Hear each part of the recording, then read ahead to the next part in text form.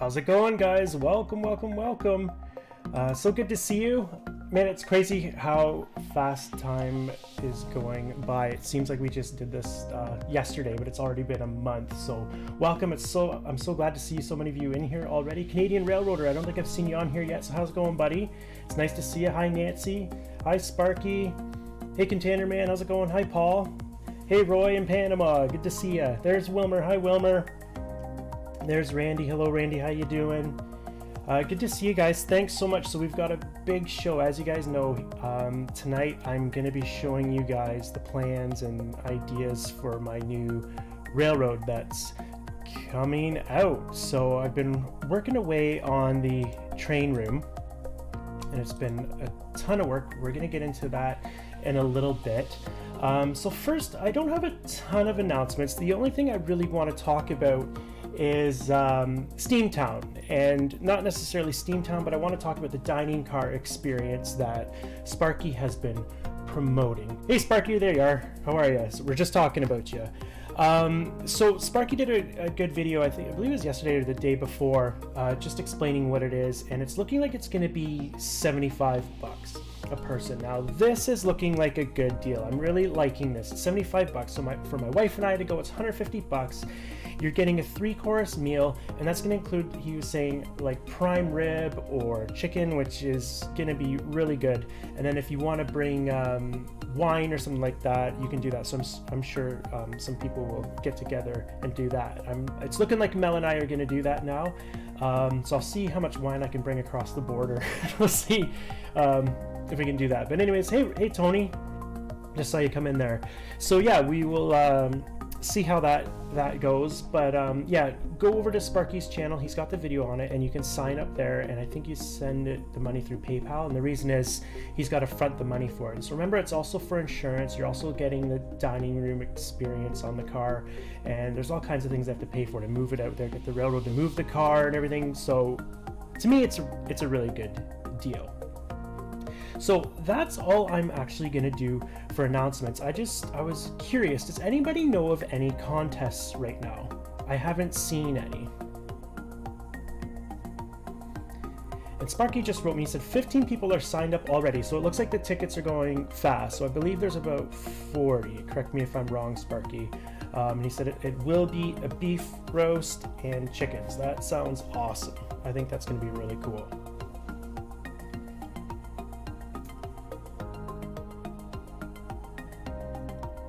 Okay, so I'm not seeing anything about any contests. I haven't seen any contests lately. It's kind of crazy. So let's jump into it. Hi Jeff, how you doing? Thanks for tuning in.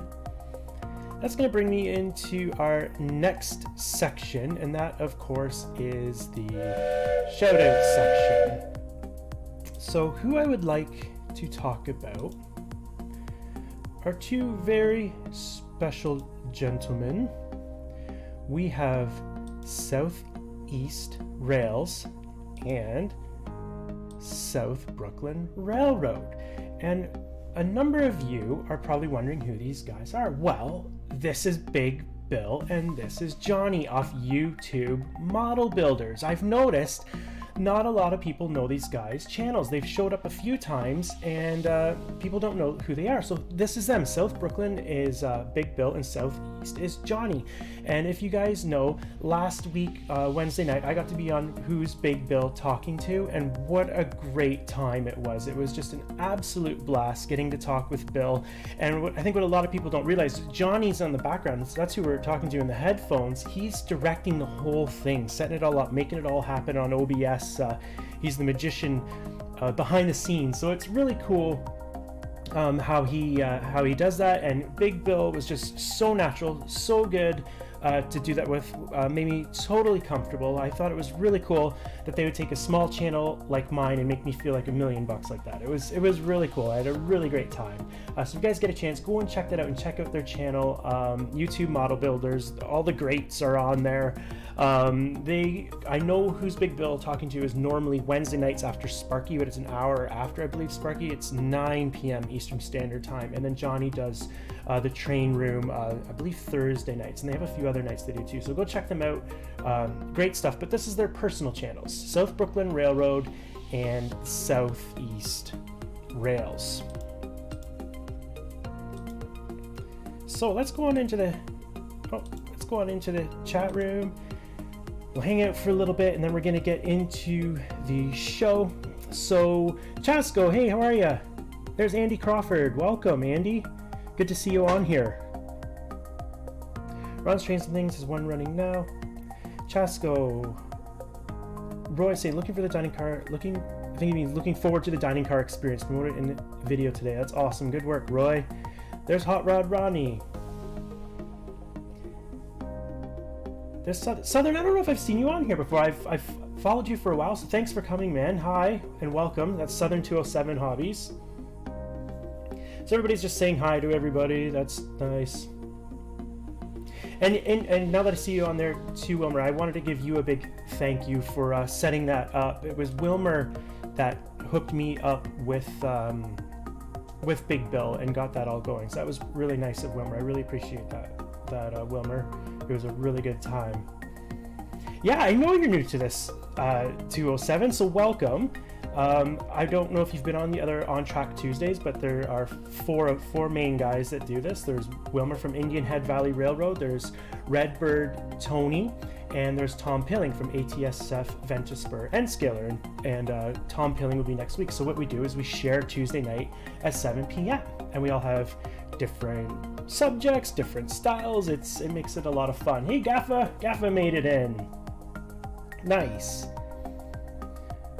Hi Dave, there's Dave Atkins, there's Nathan, how you doing, buddy? Good to see you, and thank you, Nathan, the other day for that shout out you did to me. That was really nice of you. Nathan's always backing me up, it's awesome. He was helping me get some more followers, which is really cool.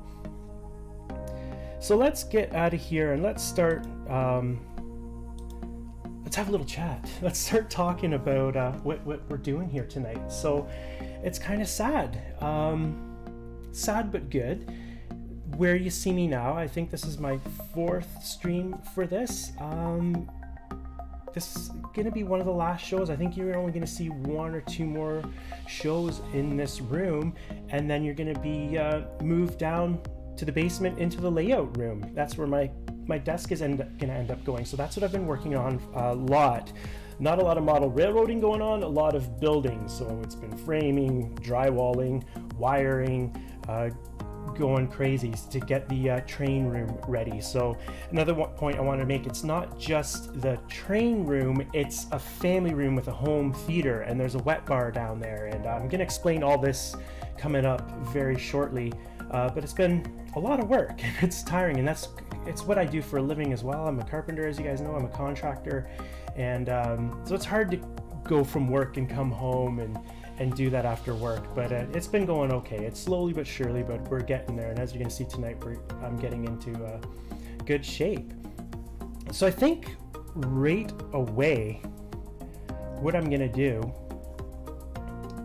is move right into the show section, and so as you guys know, the big announcement is the layout. So I've made a little video for you guys to see, and it's kind of a funny video. You're probably gonna laugh, but it's just to kind of commemorate this moment. This is a big moment. It's been about 10 years. We've been in this house 10 years this year, and we, like I said on Big Bill's show, we bought this house with the intention of building a railway in the basement. That's why we bought it with an unfinished basement. Now that plan has changed several times. The layout was originally really big, then it was smaller, and now it's kind of a medium size. So it's a really good size. I'm really happy about it. So anyways, I'm just looking at the chat right now. Container Man saying beer, wine, or hard liquor at the wet bar. All the above, Container Man. So there'll be it's gonna be full out. Mel and I are really into wine, so there's gonna be one section that has a wine rack, and then there'll be the beer fridge underneath, and then I'm building a fancy thing that lights up with LEDs from underneath to hold all the bottles and everything. So it should be pretty nice. It's not gonna be huge, but it'll look nice. And Southern 207 saying he's a handyman, lawn care, model railroad repair guy. I knew that you're a model railroad repair guy. Thanks, Roy. I'm excited too. So on this show, guys, for you that are new here, a lot of the time I can't see the chat, but tonight I'll be able to see you pretty well throughout the whole thing, so you guys can go ahead and ask me questions, because I'm sure there's gonna be a lot of questions for this evening. So what I'm gonna do first, guys, I'm gonna run this video for you. Now I'm going away, our family's going away to Florida for a few weeks. We're leaving this Saturday, so I will be uploading this probably this weekend to come out. So if you see it again, you'll know, but because you guys are special, because you're here live, you're getting to see this first. So it's just a fun little thing I threw together. So here we go. We'll see you in a few minutes.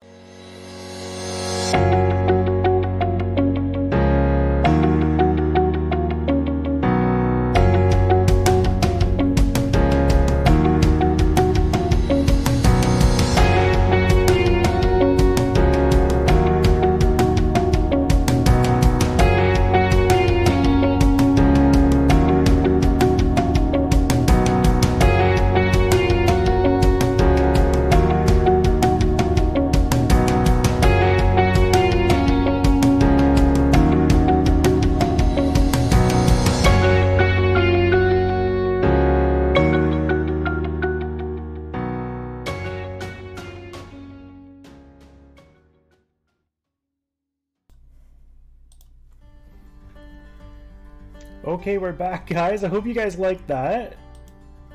So that's just kind of to show the excitement. Like I said, it's been 10 years getting this plan and getting this ready. And I'm going to show you guys a few things here, just what I'm talking about. Book after book. So great books full of pictures. You know what I mean, for information. Here's another one here. Here's the harbor. There's the Norgoma that I was talking about before. My grandfather sailed on that boat. So that's going to be modeled on the railroad, and I'm going to show you what that'll look like in a couple minutes here. And we've got more here. 2 divisions to Blue Water. This is kind of a pre-book to Ian Wilson. This is, I believe, from the 70s. Great book. And there's another one before this that I have too. And then, of course, Steam over Palmerston. And this is by Ian Wilson, who I was talking about before. So after, I'll put up his website so you can check out his books, full of photographs, information, timetables, railroad maps, all kinds of things. Just absolutely amazing. So I'm going to be showing quite a few pictures out of this book this evening. So I'm laughing at you right now, Roy. Call me a big tease. That's funny.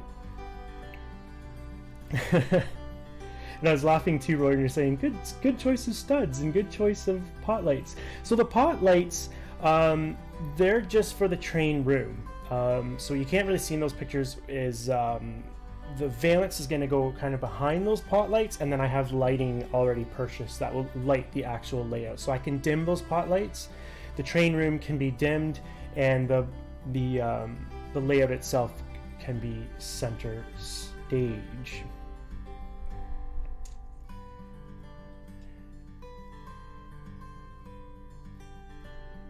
Thanks, Crooked River. I'm laughing at you, Gaffa. I'd like to thank my wife for supporting my kids for their comments. Yes. So Sparky's asking about Kincardine. That's where Sparky's from. Kincardine is in here. And yeah, so Sparky, you would love this book. It shows a lot of Kincardine, and that was a separate line too that branched off just north of Palmerston.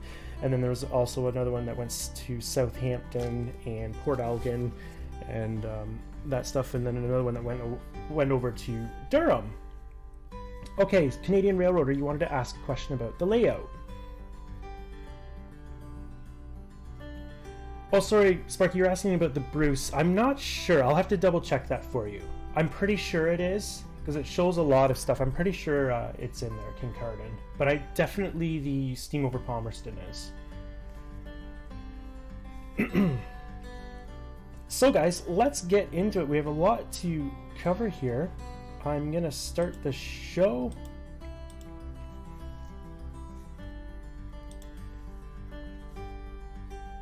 And as you all know, this is my new layout plans.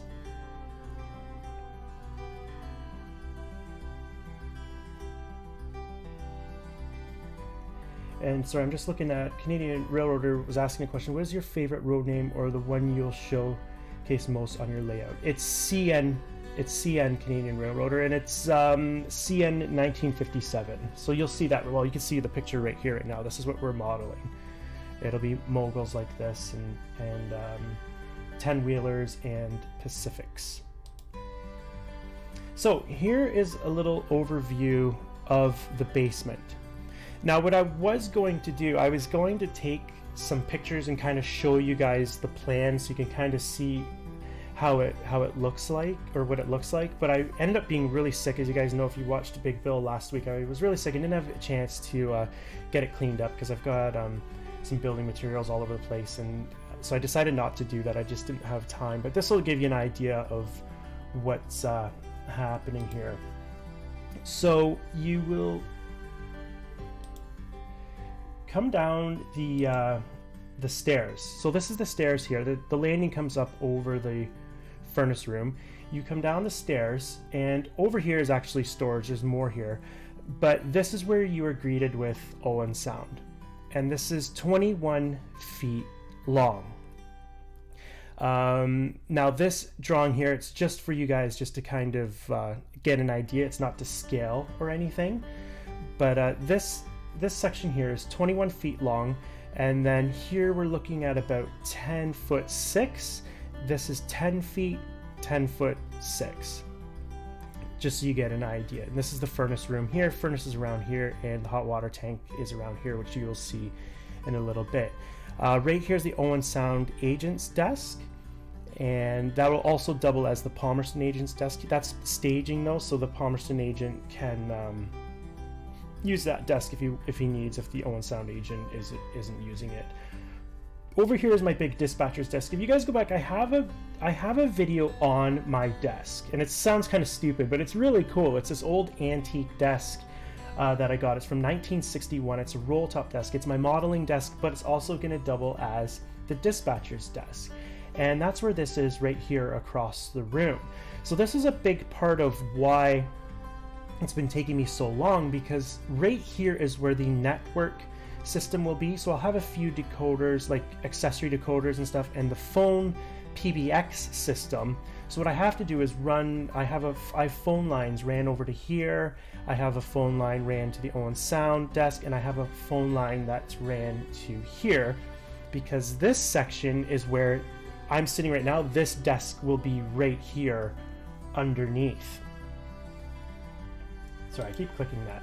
My desk will be underneath right here. And right here is the lounge area. This is a couch, and this is the wet bar, TV, and fireplace.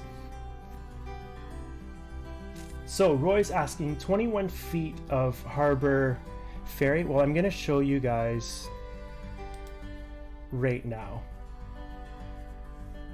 So first of all, let's start with Owen Sound.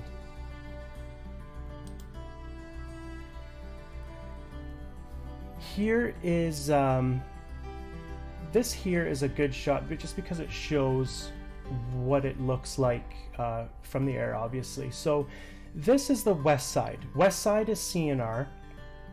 East side is CPR. So this is the CP yard up here, and this is the CN yard up here.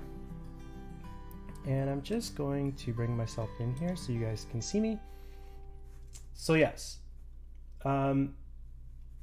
So on the west side, this is the main coming in right down here. And you can barely see it, but right here, this track coming off, this is called the boarding tracks.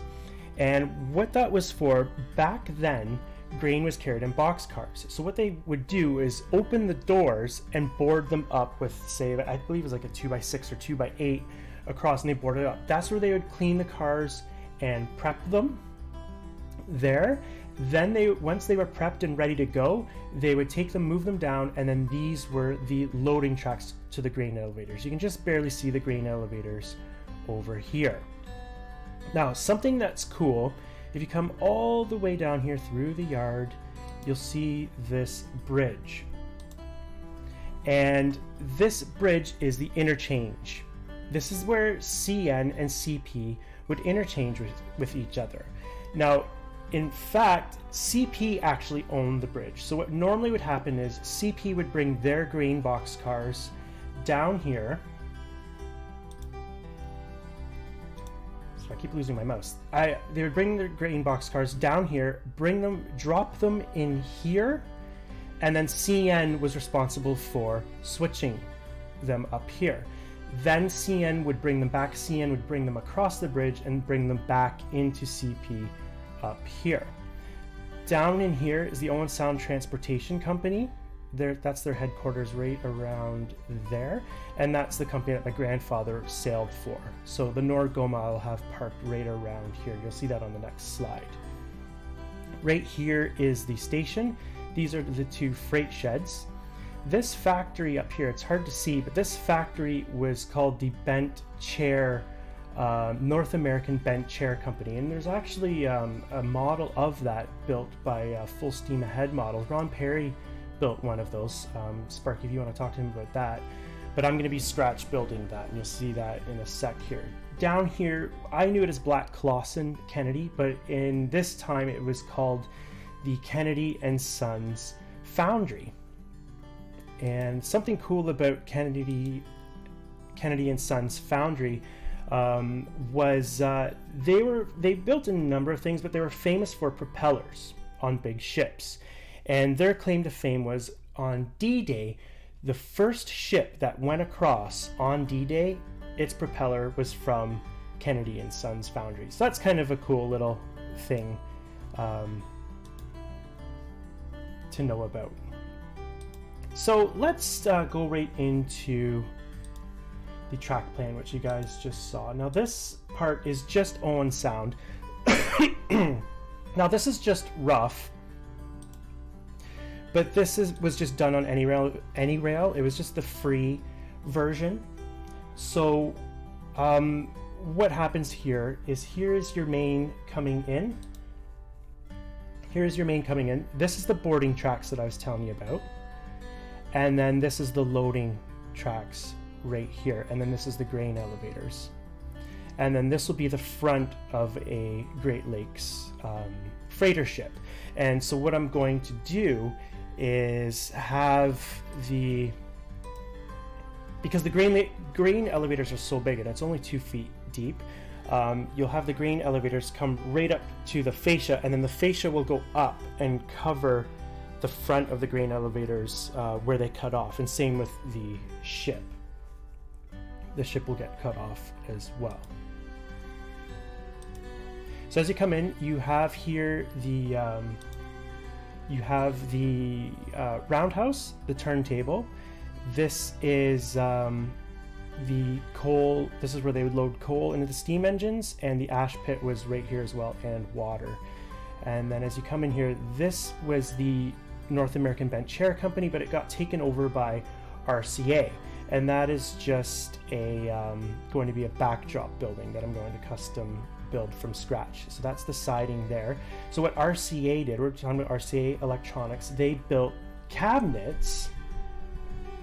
That's funny, David, I thought I lost all of you guys. I was kind of worried there. It went really quiet. Well, you're still here. So anyways, this is the RCA built cabinets for televisions, the old-fashioned big wooden cabinet TVs. And so they'd build the cabinets from here, lumber would come in. Eventually the second freight shed took over, the Canadian National Freight Shed took over. That's where they would get all their plywoods and lumber stored in there, and then it would get moved down to the RCA plant, and that's where the cabinets were built, and they were shipped off to the States. And down in the States is where they would be assembled, and all the electronics and the screens would go in and all that kind of stuff. The first freight shed right here, it was used for LCL loads, like less than carload loads. Express reefers would get dropped off there, the baggage cars would get dropped off there. Here's the station. Now this is pretty well copied, pretty close off the track plan right out of the book, and it is funny how the main line would come in and stop here, and this is what I was talking about on Big Bill's show. It's funny how to get into the freight sheds, you'd have to do a runaround. You'd have to come on this track, back around, come all the way back, all the way to the back of the train, pull off, and go and set them in there. So it's kind of interesting. I don't know what they were thinking when they did that.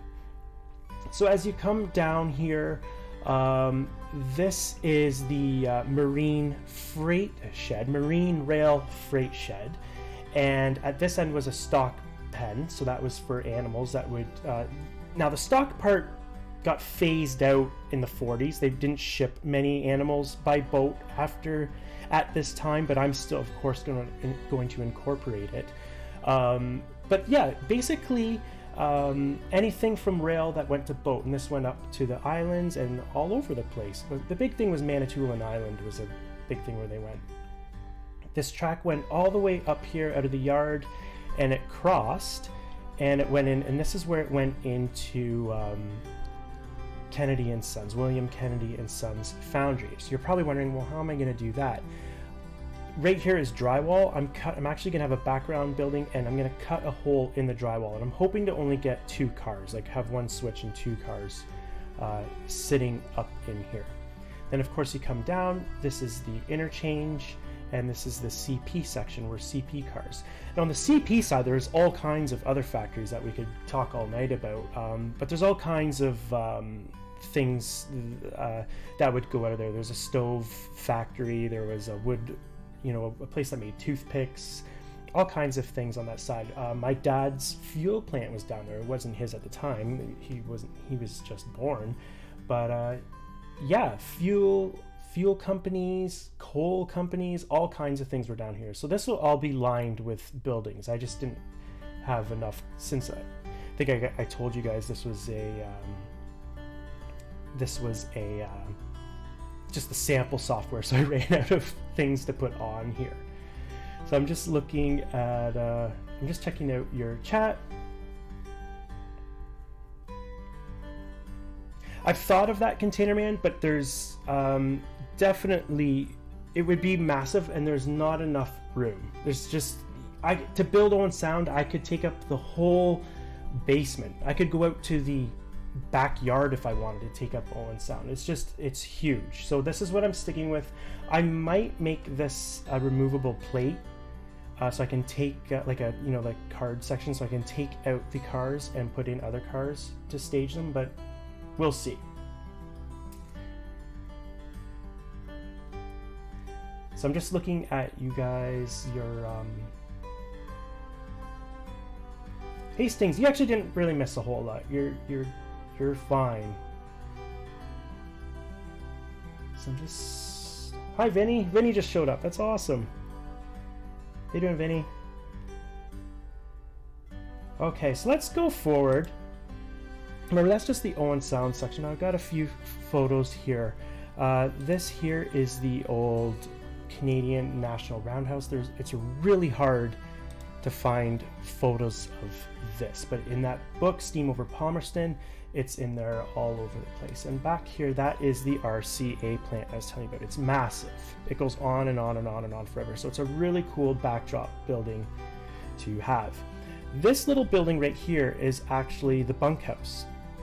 This is where the crews, by this time, now this goes way back to the Grand Trunk days. It goes way, way, way, way, way back to the late 1890, whatever. But yeah, there's lots of stories about it. They hated coming to Owen Sound because it was so dirty in this bunkhouse. There was a story in that book about a guy being bit by a rat, all kinds of things. Apparently when you'd sit on the toilet, you would have to sit on an angle and put your legs up on the wall because it was so kiltered. But pretty cool story. Here's the turntable, of course. And here's where it gets really cool. There was no coal tower here.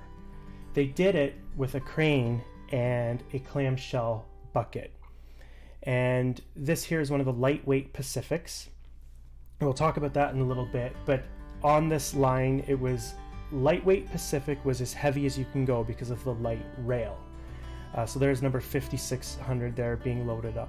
Here's a factory in the background that's called the Northern Paint and Varnish Factory. If I have room, I'll throw that in, but at this point, there isn't a lot of room for that. Hey John, TSG, how you doing? Thanks for joining us. And here's another shot of number 86. So here's the water spout, and it's actually sitting on the ash pit as well. The ash pit is right here, and here's a better view of the crane. And what they would do is they would back in loaded hopper cars of coal, and they would just take the coal right from the hopper cars and load them directly into the tender. And it would also empty out, when they were done that, they'd bring in gondolas and they would empty out the ash with the clamshell bucket, put them into the gondolas, and they use that ash for ballast. So that's another extra I'm going to be modeling is the ballast being done from the ash pits. So here is the actual plan of what it's going to look like. So I was saying that it changed. So originally, the main point was Owen Sound, and basically it was going to just be on sound, and it was just going to come across here, come across like this, and then straight into the furnace room. And originally the furnace room was going to be staging, but something happened. See, originally both my wife and I were going to have both of our desks down there. We were going to be both working together down there, so we didn't have a lot of room. So it was about a couple months ago, I was trying to explain to my wife, you know, like, I just want to have, you know, a little shelf going over your desk, and it's not going to be, you know, too crazy. And she said, you know what, Ben, I really gotta tell you, I don't want to have my my desk down in the basement. I'd like to keep it where it is in this room where we are right now.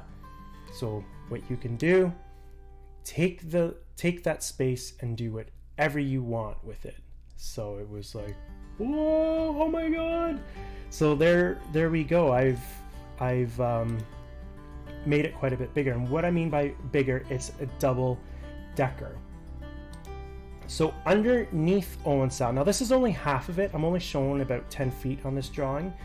Underneath here is staging, and that'll be Palmerston. So what will happen is you will come out of Palmerston this way.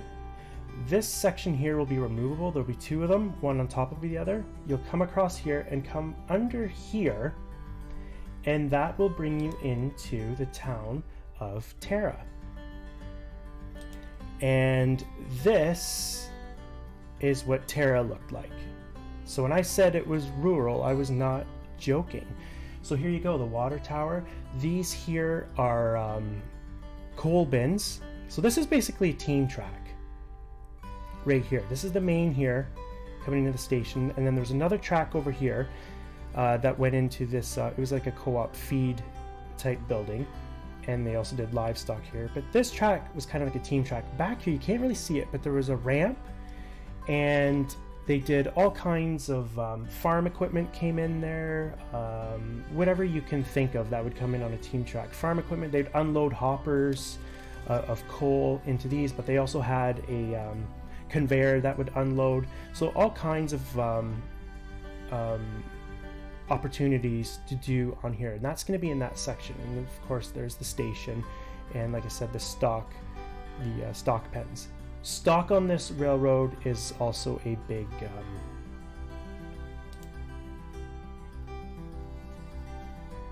part, as you'll see. So we'll continue there from Tara, and now remember we're underneath here. I didn't draw underneath because it's basically just mass. The only thing is Tara will be a little deeper.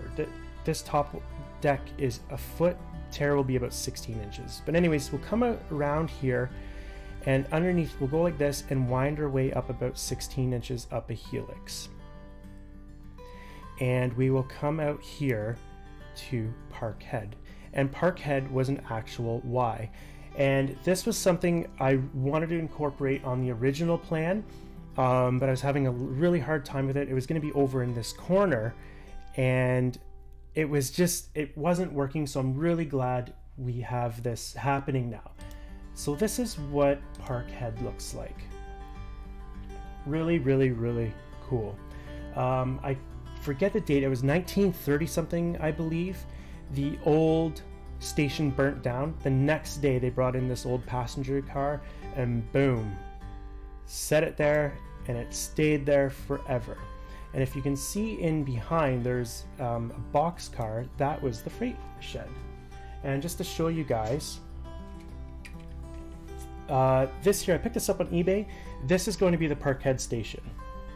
So this is going to get stripped down, and it's going to have the Parkhead sign on the end. It's going to have the lanterns coming off the ends, and I'm going to try to make them operational. I'd like that to do that for operations, because it's it'd be pretty cool. It's basically, instead of a semaphore, it was a lantern that turned. One of these guys here. It had the target, and so that would basically tell the train to stop and pick up orders. That was what that was. So that's that car. I picked that up on eBay for a really good price. That's a future plan. So all kinds of scratch building plans I have going on. So let's go back here, So yeah, Parkhead was it was an actual Y. Now this view that you are seeing here, you're looking this way. This is actually kind of backwards in real life. That's why I call this loose prototypical, because it's pretty prototypical, but it's you know, I'm bending a few rules. And what I mean by that here, so this Y, ideally this way would be to Owen Sound if you went this way, and this way would be to Wyerton, but it's this way that goes to Wyerton. So I want it to look like that on the layout. I want that view looking at, you know, the front of the station. So that's how I'm doing it. So just little things like that that'll be changed up. So you'll continue on. You'll come this way, around here, and you come into Shallow Lake. And Shallow Lake, I just have the one shot of it. It's really rare to find photos of Shallow Lake, but this is in Ian Wilson's book as well. So here's the station. Now, by this time, the station, nothing really happened here. The only thing that was there was the station, and there was stock pens. So I'm definitely going to incorporate the stock pens. They were down and on here. This would be the stock pens down here, and this is the let's go back. This is the stock pens down here, and this is the station here. So I'm going to incorporate that, and I think I'll do a ramp for a team track, just so if you wanted to unload a boxcar or two there, you could. So there you have it. Off you go from Shallow Lake through here. Now this is just a loose representation on the lift-out bridge of Ben Allen. That was basically a spot. It could be a passing siding, but they more used it to, there was a climb out of Owen Sound. And the grain cars, once they were full, they were really heavy. So what they'd have to do is bring a few up at a time, and they'd end up loading them up out here, and then the train would pick them up out here and continue on their way. So that would bring you in into Owen Sound. So we're just going to get rid of this. And I just wanted to show you guys a few shots of Owen Sound. This is an older shot. This is when it was still the North American Bent Chair Company, but this is what my backdrop is going to look like, literally. So all kinds of modeling opportunities, as you can see, and the roundhouse and turntable are just to the right down here. You can see a loaded coal car actually right here. There's probably a string of those there. So anyways, sorry Sparky, are you going to have pictures on the wall of this stuff on your layout above each? So Sparky, they won't be, I do have photos of a lot of stuff. It won't be on the layout, but it's going to be around the basement. As you know, I've got all kinds of memorabilia and you know, like lanterns, I have oil cans and photographs. So they'll be all over the basement, but they won't be on the layout. The layout's going to be, I want to keep it pretty clean looking. So there's that shot, and then this is the 10th Street Bridge. Now this is before 1957, but this is the bridge I'm going to model. And again, here we go with that loose prototype. I've already got lights that look like this, and I'm gonna build the bridge out of foam. So I've already got that planned, and I've already got these lights ready to go. So it should look pretty cool. And basically, this is where the Interchange Bridge is, right here. They're probably standing on the tracks. The Interchange Bridge would be just to the right of us here in this photograph. And this is one of the only photographs I can find. This is the day that it was the first train went across. So here you can see it. Here was a plate girder bridge, and it had the wooden trusses, and back here there's a wooden trestle that kind of curved a little bit. So it should be a pretty cool model to do. Now, in my day when I was a kid, that bridge was actually a light mint green color, but in this time and in 1957 it was black, from what I can tell from the aerial photographs which you guys saw earlier. So anyways guys, that brings me to the end of that part of the show. I hope you guys like that. Man, that time really flew by on that.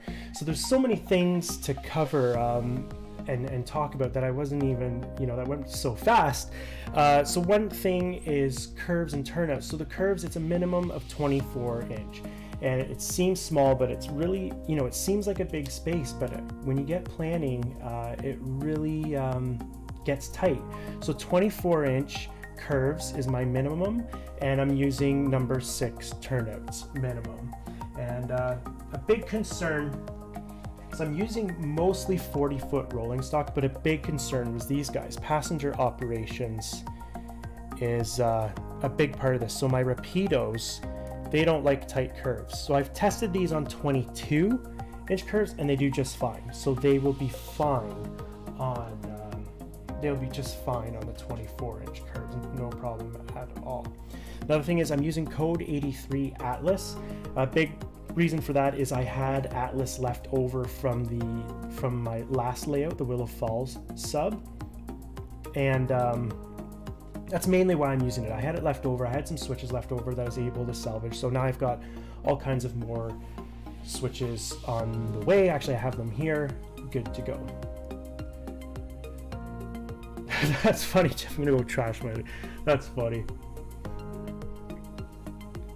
So 207 saying fast track turns. Yeah, I like fast track. Everybody loves them. It's just that's a hobby within the hobby that I don't want to get into right now. I'm having, you know, enough. I have enough stuff on my plate as it is, James. Just remotoring steam engines and super detailing them and everything. I had a good friend that did fast tracks when it first came out, and yeah, it's amazing and it is a great price. It was just, it's too much. Hey Tyler, how's it going, buddy? Welcome. It's just too much work, in my opinion. Maybe later on I'll get into fast tracks, but at this point, no. And I think even if I did do turnouts, I would just do them by hand. I would lay them by hand. I wouldn't go with the jig and everything. And so again, with the loose prototypical, code 83, I know that's a little big, but a lot of my steam engines, like my brass steam engine, I have some Mohanos, I have some Varney chassis that I'm doing. They have such big flanges on the wheels, they even have a hard time going through code 83. So that's why I'm sticking with code 83. If I really wanted to be super prototypical, I would be going probably with code 50 actually, not even 70 or whatever. Well, thanks for the offer, James, but I already have a ton of the switches here. Like I'm pretty well ready to go. So at this point, I'm not going to do that. I have a lot of experience with the Atlas, and I haven't had a problem. Vinny and I were talking about it a bit. Like Vinny's really anti-Atlas, but I'm gonna give it a go. We'll see how it goes. It was fine on the Willow Falls sub, so we'll see what happens anyways. What else was I gonna say? So another big thing was, do I hand throw the turnouts or do I do tortoise? I ended up finally biting the bullet, and I'm going tortoise, and I'm doing switch panels. I wanted to stay away. I wanted to keep it tactile. I wanted to keep it realistic and have your hands on there and everything, but I just figured I have some lanterns going on those switches, like turnout lanterns, and they're fragile, so I'm gonna try to keep hands off as much as I can. Like obviously you need your hands on there for switching and everything, but I thought for that part, you know, have a nice diagram and toggles, and you'll throw, and they're lit up with bi-color LEDs, so it's green when that track's good and red when it's not good to go. Nice, Joel, welcome. I don't know if I said hi to you yet. That's good that you're getting a lot done in your layout. It's a lot of work, and like I was saying on Big Bill's show, probably not going to have track going down until April, because like I said, we're going away for 2 weeks. I still got to tape the basement, you know, do painting and everything. It's a lot of work. It's because it's not just the layout room, it's the whole other section of the layout room as well. So it's quite a bit of work. And like I said, there's other parts. There's the bar, there's the home theater, that's all there. So all the rough-in stuff's done, but I'm thinking about April is when you're going to start seeing track going down. Walthers now owns all their turnout molds. Which ones, James? The Atlas ones? Because I know they took over Shinohara, right?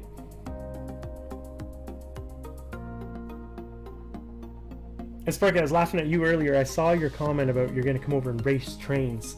Unfortunately for you, Sparky, I'm going to have them programmed so you will not be able to race them. There's going to be a maximum of about 25 miles per hour, so you won't be able to race them. You can try, but...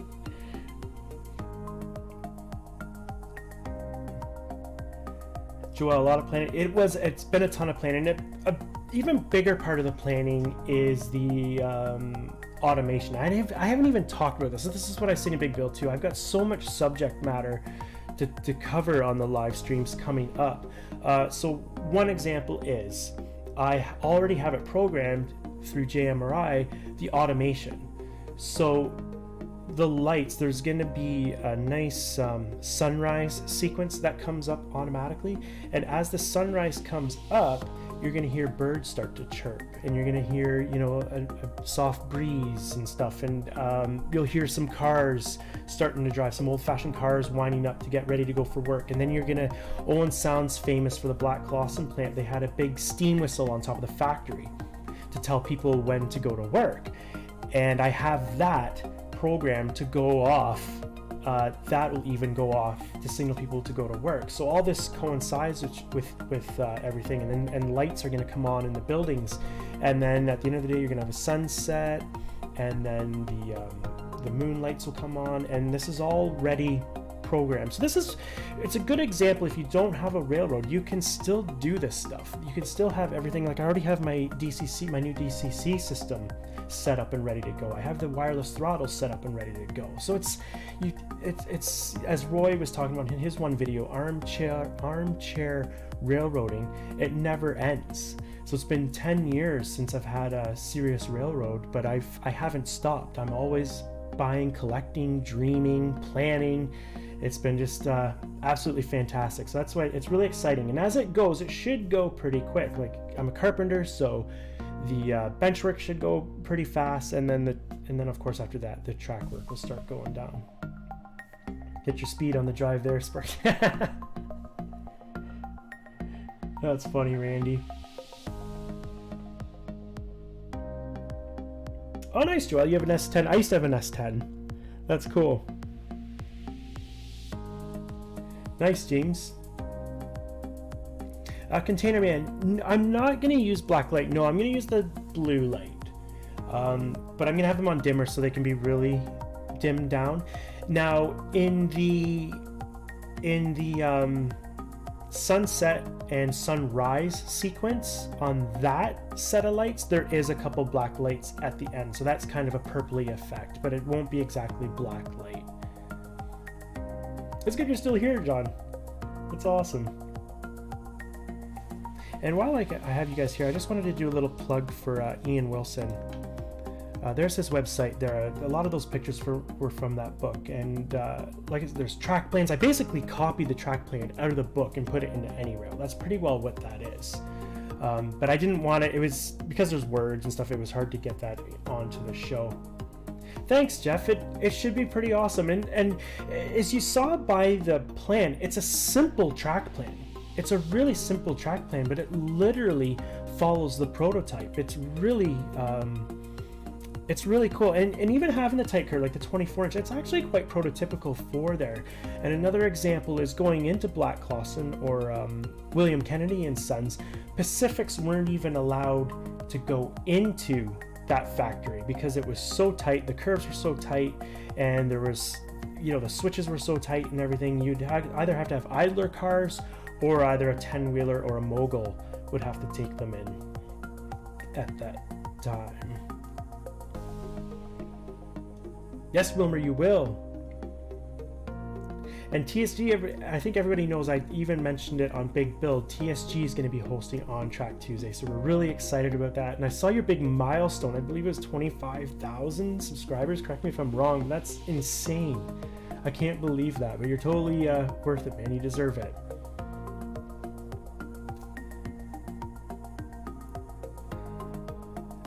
So, man, I can't believe how quick this went by. It seemed like there was so much more I wanted to talk about, but as we go to live streams, we'll talk about lots more. Does anybody have any more questions?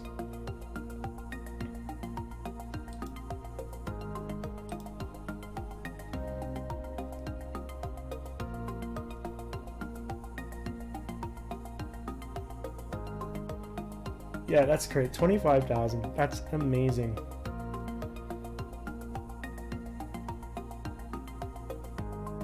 And yeah, Roy, I'm seeing what you're saying to Wilmer there. It for sure it'll be it should be operational. Like during the summer, I'm sure I'll have it up and running. It won't, of course, be scenic because I'm doing so many scratch built buildings, but it'll be in good shape.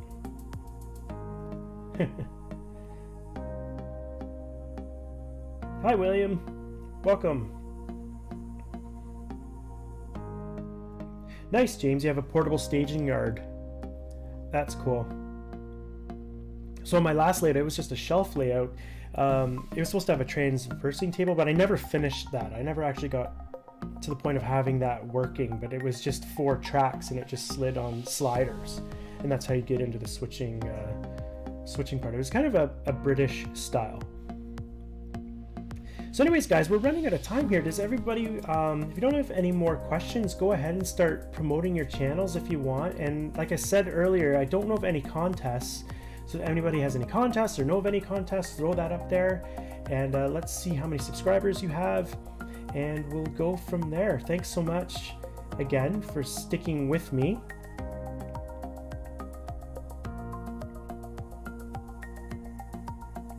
Thanks, Randy. And Randy, of course, you're going to be one of the first ones. I'm sure you'll be one of the first ones operating over here, of course. And Jeff Allen, too, will be welcome, of course, as well. And I think what would be really cool is for a first official operating session, because this is going to be an operating layout with dispatchers, with a dispatcher and agents and paperwork and waybills. I would like to have, you know, people like Sparky over and a few people, Randy, if Toyman wanted to come over from London and do something like that kind of as a commemorative first operating session. I think that'd be really cool if we did that. We could even stream it. All right, so there we go. There's Vinny. Check out Vinny's live stream. Everybody knows about Vinny's channel. He's Friday nights. James, you have a 200 sub contest coming up. That's great. And it's happening right now, I'm guessing? I didn't even see that. So let's go through here. So Jeff Allen. I was kind of not paying attention. I was yip-yapping. Okay, so James is at 188. Jeff Allen is at 130. William Sullivan is at 80. Container Man is at 658. And James is doing 200 when he gets to 200. Randy, 172. Nora is at 452. Kyle's at 153. Wilmer's at 339. Yes, John, it's time, table, and train order, 100%. And that's coming from a guy named Trevor Marshall. You guys, he's from Model Railroad Hobbyist magazine. But he was originally had a blog called The Model Railway Show that I followed along with, and he got it from another guy. I'm gonna do a show on the operations, but he got it from another guy that did Southern Pacific. Then he developed it further, and then I developed it further to where I've got it. So it should be pretty neat. But that's where I got it from, was Trevor Marshall. And Roy has 7,466. That's awesome, Roy. Canadian Railroader, 68. Vinny's at 3280. Canadian Railroader is at 100. That's good, Canadian. You're moving up. Because last I saw you around 68 or something. So that's good. You've moved up. Jeff is at 216. Hastings, BNSF N scale modelers at 546. Nancy's at 1237. Containment. I want to board up the boxcars and load them with grain. Do you know how they unloaded boxcars with grain? I've read that, and I can't remember, to be honest. From what I heard is they just knocked out the bottom boards a lot of the time, but I'm thinking that'd be hard to do with them loaded. I remember that was a question somewhere on a model railroader or something, and they said that's what they did, but because they would have been boarded from the inside. So I'll have to look into that. From what I heard, they just knocked out the bottom boards and they just let it run out and they'd shovel it, but I'll have to look into it. Because it was just standard boxcars. There was nothing special about them. They had to be clean. That was really the only rule, though. They had to be clean and no oil and stuff in them, and then they would load them up. Sparky's saying check out the dining car video. He's up to 16 people signed up now. Jerry, you're at 184.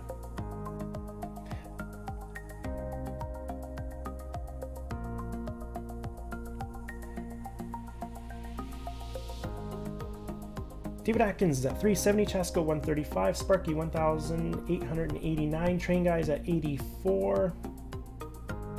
Sparky said, oops, 2,889. Dave P is at 124. Canadian Railroader is at 69. Oh, he's going to introduce the new logo and intro when he hits 100. Okay, good. Cal is at 96. I saw that, Roy. I was watching your video right before I went live, so I got a comment on there. They used grain doors on boxcars. They pulled the grain doors, then shoveled the rest out. And that came a little later on, James, up here. Like here, what they did, they boarded them up. Like there was those tracks were actually where they would take about, I believe it's 2x8s, and they would board them in the doorways, and then they'd leave a space, I believe about 2 feet high, and the pipe would just simply go in there, and they'd load them up.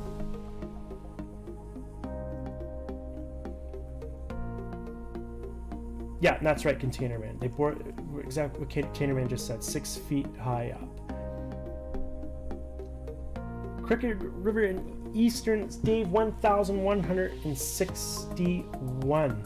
Well, that's it, guys. I went over a bit. Sorry I talked so long. I had more to say and more to show you, but like I said, we'll continue that later on. We'll see you next week on Tom Pilling channel, ATSF Ventaspur and Scalar. Of course, we'll see you tomorrow night on Sparky's show at 7 p.m. And then we also have Hot Rod Rodney on Thursday, I believe. And then make sure you check out YouTube Model Builders, like I told you. And then you have Vinny on Friday nights. So thanks so much, guys, for tuning in. I really appreciate it. We will see you on the next one. Have a good night. Take care, everybody. Bye-bye.